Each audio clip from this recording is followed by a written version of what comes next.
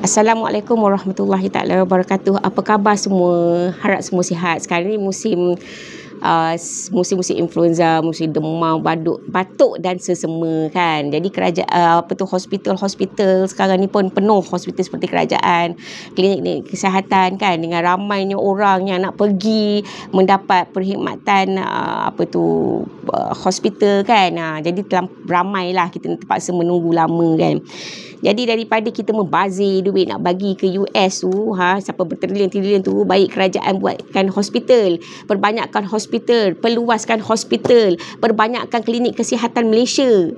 Kita ni rakyat, sayangilah rakyat, bukan nak mendera rakyat kan. Dan yang satu lagi yang peliknya ialah paksa rakyat pergi swasta nak buat apa? Bukannya kita ada duit. Dan satu lagi nak bagi kepada My Salam lah untuk insurans tu kan. Apakah perlu ke nak bagikan insurans? Kita tidak mahu. Kita nak hospital kerajaan ditambah. Bukan nak insurans tu. Siapa yang untung insurans tu? My Salam tu siapa? Bukankah kroni ke? Kata saya rakyat. Ini bukan saya yang rakyat. Bagi 700 setahun. Wah. Dan kalau sakit tu dia bagi kira apa? 8,000 sekali seumur hidup. Wah. Tak tahulah apa nak jadi kan. Ya okeylah, malas nak cerita banyak.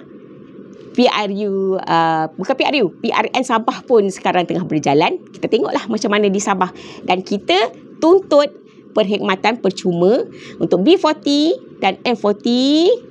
Kepada di luar sana, jagalah kesihatannya.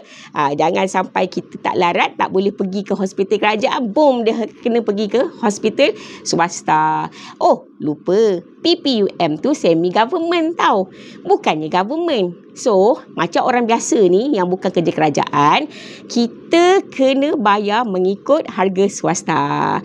Okey, Assalamualaikum warahmatullahi taala wabarakatuh. Salam RM2.60.